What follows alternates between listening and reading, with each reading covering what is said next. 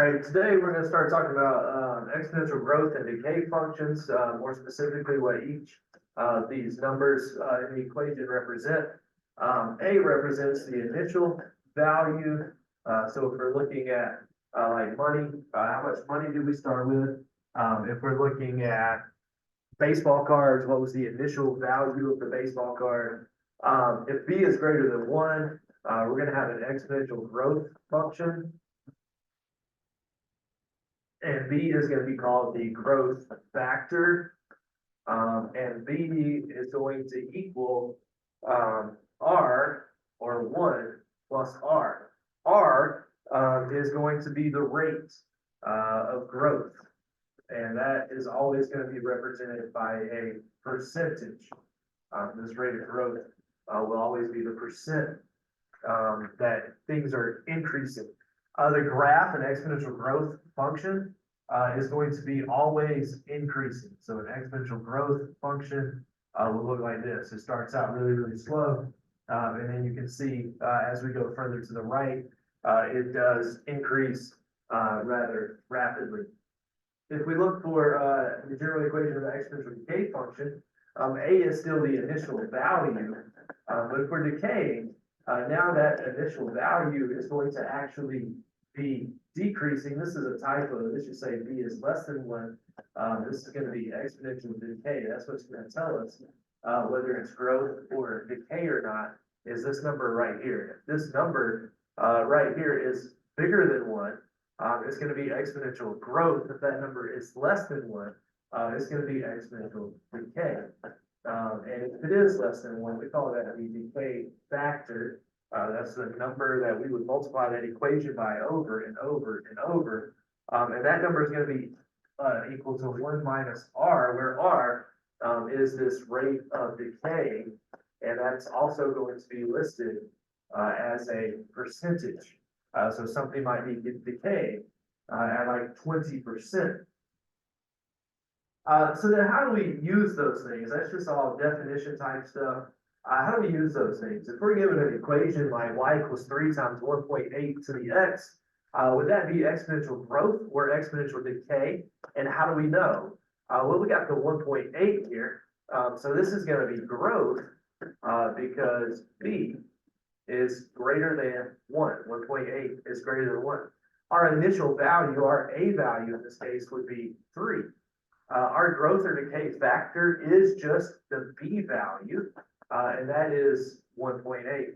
How are we going to find the growth or decay rate? How do we actually go through and solve this equation? Well, we know that D equals 1 plus R, and we know that B is 1.8. So we can subtract 1 from both sides, and we get 0.8 is equal to the rate. But that 0.8 is a percentage. This is the decimal equivalent of that. So we can convert that to a percentage, and that would be 80%. The easiest way to convert that to a percentage is to move this decimal 2 places to the right, and then that would be 80% at that point. All right, number 2. We're looking at number 2. Something's increasing. I know it's growth. I know it's increasing because the 1.04 is bigger than 1. The initial value A is going to be 2.1. Our growth or decay factor is just a B value. That's 1.04. And at what percent is this increasing or decreasing? In this case, we can just take the 1.04 and subtract 1. And we get 0.04, and if we move that decimal 2 places to the right, we see that we are increasing at a rate of 4%. All right, identify the initial value. The growth decay rate is a growth or decay to start with. Number 3, we're looking at 0.8. 0.8 is less than 1. And since 0.8 is less than 1, we know that's going to be exponential decay. The initial value is going to be the A value, which is 9 in this case, the number in front. The growth or decay factor is going to be the number inside the parentheses. In this case, that is 0.8. And the growth or decay rate, again, when we looked at this, we said it's going to be B equals 1 minus R. We can set this equation up, 0.8 equals 1 minus R. We can subtract 1, we get negative 0.2. equals negative R, and then divide by -1 on both sides. That was a lot of work, and we ended up with R equals 0.2. You can think about this as like, hey, what can we add to 0.8 to get to 0.2? So you could have also just did 1 minus 0.8 to get our 0.2, and we convert that to a decimal. That would be 20%. So whatever this problem is modeling, it would be decreasing at a rate of 20%. Number 4, I know this is decay, and I know it's decay because the 0.94 is less than 1. Our initial value is going to be 2. Our growth or decay factor is going to be the B value, 0.94.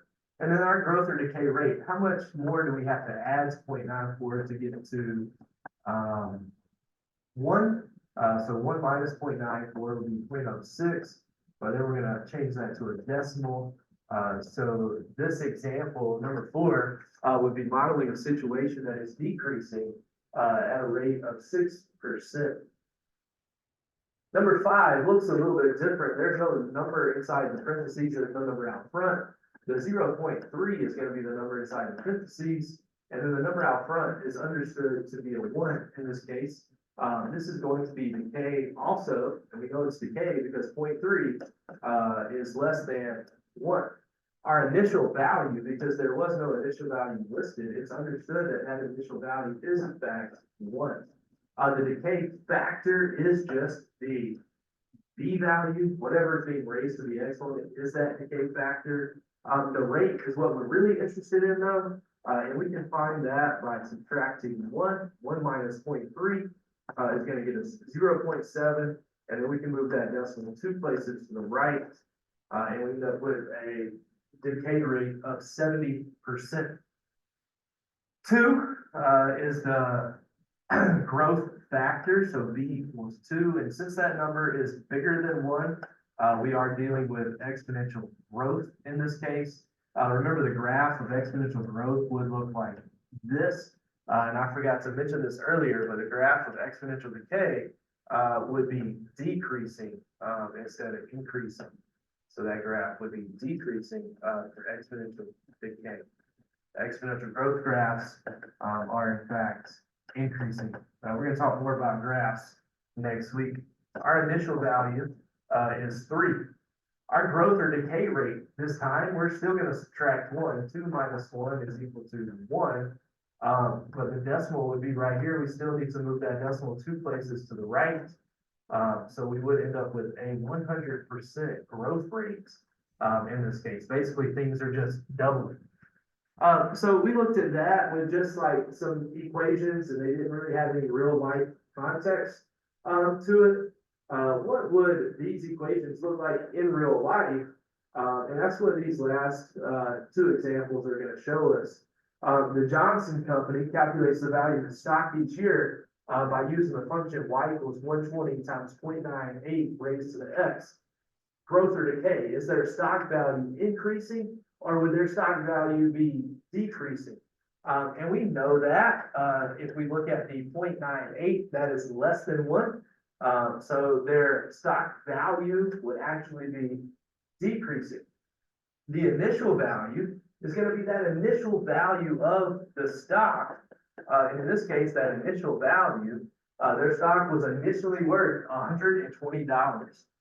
The growth or decay factor is going to be the number inside the parentheses. That's going to be our B value, 0.98. But at what percentage is the stock decreasing by per year? And that's what we're really interested in, is this idea of the rate. So to find that, we can just subtract 1. If you subtract the wrong way, you'll still get the right answer. It'll just be negative, and percents can't be negative, so just make your answer positive at that point. We're going to move the decimal 2 places to the right, and that's going to be a 2% growth rate. I'm sorry, a decay rate. It is decay. So this stock starts out at an initial value of $120, and this value is going down by 2% per year. Tomorrow, we're going to talk about how we might calculate some of these things and like how much would this stock be worth in a couple years, or how long would it take for this stock to be worth, say, $102. And that's what we're gonna look at tomorrow. We're gonna actually go through and solve some equations, with this real life, situations. Number 8, something you might be interested in, you might be getting a job one day. It says Selena's starting salary for her job is $32,000. So that's gonna be her initial salary, her initial value is $32,000. She calculates her projected salary for the next 5 years by using this function, this equation. So is her salary gonna go up or down? Hopefully it's gonna go up, and we know it's gonna go up because 1.12 is bigger than 1. So this is representative of an exponential growth function. The exponential growth factor is just the number that we're gonna multiply by over and over and over again. And that's what that exponent is there for, the x. The growth or decay rate. So what percentage is she getting a raise per year? So each year, she would be getting a raise of 1.12 minus the 0.12. And that's going to be, I'm sorry, not minus 0.12. I lied to you guys. We're actually just going to subtract 1. So 1.12 minus 1, we get a decimal of 0.12. And then we need to move that decimal 2 places to the right. So Selena, in this case, is actually getting a 12% raise every single year that she works at this company. 12% raise that she works at this company. Your classwork today is going to be a table. Let me put it in the video right quick, and we will fill out maybe the first column together. See if I can find it right quick.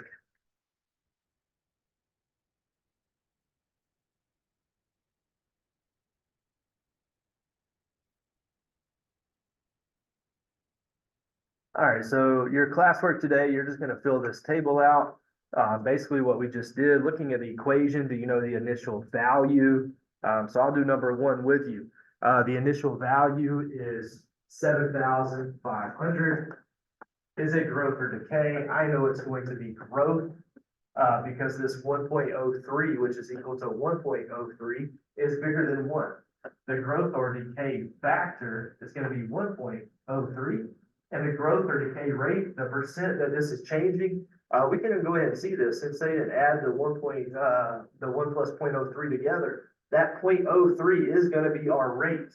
And we can change that 0.03 to a decimal, and we get 3%. Number 2, let's just go ahead and knock out number 2 right quick. We get a initial value of 35. We know this is decay because 0.85 is less than 1. The factor, the decay factor would be 0.85. And how much more do I have to go to get to 1? We can do 1 minus 0.85, and we get to 0.15. And then we need to convert that 0.15 to a decile, to a percentage. So we end up with 15% would be the decay rate. So whatever this situation is referring to is decaying at a rate of 15% per year or per day or per month or whatever situation we're looking at. Your classwork today is to finish the rest of this table.